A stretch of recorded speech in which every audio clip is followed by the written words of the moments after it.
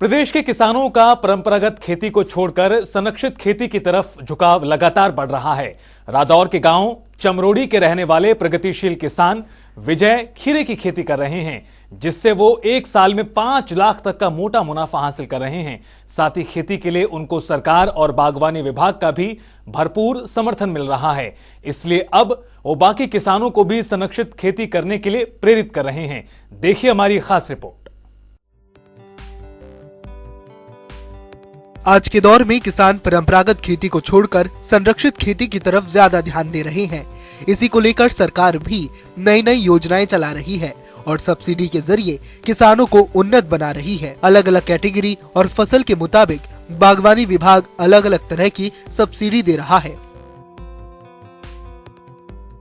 यदि हम संरक्षित खेती की बात करें तो वास्तव में ये तकनीक बहुत अच्छी है। इजराइल से ये तकनीक इंडिया में आई है और सबसे पहले हॉर्टिकल्चर डिपार्टमेंट ने एक सब्जी उत्कृष्टता केंद्र गरोंडा में एक सेंटर खोला था, जहाँ पे इजराइल से उस टेक्नोलॉजी को यहाँ के मौसम के हिसाब से लेके आके उस पे अलग अलग तरह के स्ट्रक्चर्स बनाए और उन स्ट्रक्चर्स में जो सबसे अच्छे स्ट्रक्चर्स थे वो किसानों को रिकमेंड किए कि वो वहाँ पे बनाएं अपने खेतों में।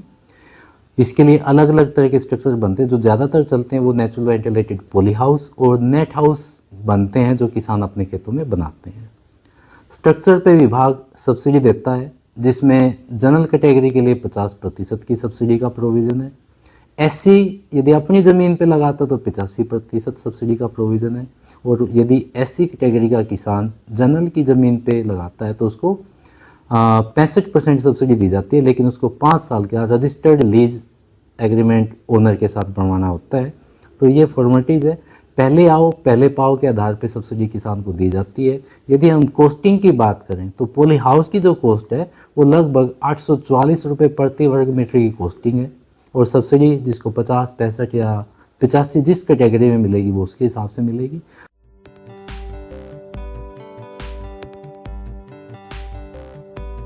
ताकि फसल के जरिए मोटा मुनाफा कमाया जा सके।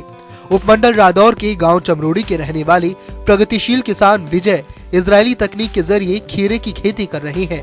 उन्होंने बताया कि खीरे की खेती से उन्हें दूसरी फसलों के मुकाबले बेहतर रिजल्ट के साथ साथ सरकार की ओर से भी समय समय पर पूरा सहयोग मिल रहा है। यदि हम नेट हाउस की बात करें तो 710 रुपये प्रति वर्ग मीटर की इसकी कॉस्टिंग आती है और वही सब्सिडी 50, 65 और 85% किसान को मिलेगी जिस भी कैटेगरी में वो आता है। इसके अलावा इसमें जो क्रॉप लगती है, सबसे ज़्यादा जो क्रॉप किसान लगाना चाहते हैं वो खीरे की फसल लगाना चाहते हैं। इसमें क्यों?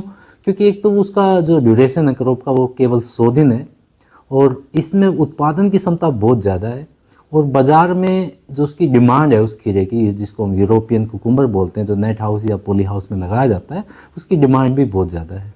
रेट उसको ज़्यादा मिलते हैं किसान को और एक फसल में लगभग 400 क्विंटल की पैदावार 1 एकड़ में ले सकते हैं। 400 से 500 क्विंटल भी ले लेते हैं जो अच्छे किसान हैं।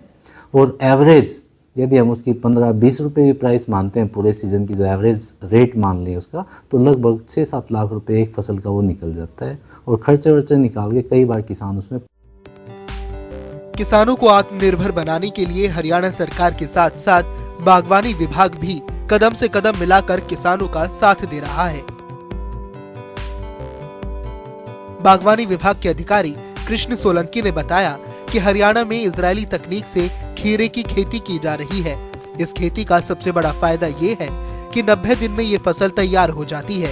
1 एकड़ में किसान कम से कम 5 लाख रुपए आसानी से मुनाफा कमा लेते हैं। उन्होंने बताया कि हरियाणा में नेट हाउस और पॉली हाउस के जरिए संरक्षित खेती की जा रही है, जिससे किसानों को काफी फायदा हो रहा है। हरियाणा में अब संरक्षित खेती का प्रचलन धीरे धीरे बढ़ता जा रहा है। इसमें सबसे बड़ा फायदा ये है कि सरकार अच्छी खासी सब्सिडी दे रही है और इन फसलों की कभी भी पैदावार की जा सकती है, जिसका मार्केट में अच्छा खासा दाम मिलता है। ऐसे प्रगतिशील किसान बाकी किसानों को भी संरक्षित खेती करने के लिए प्रेरित कर रहे हैं। रादौर से जनता टीवी के लिए कुलदीप सैनी की रिपोर्ट।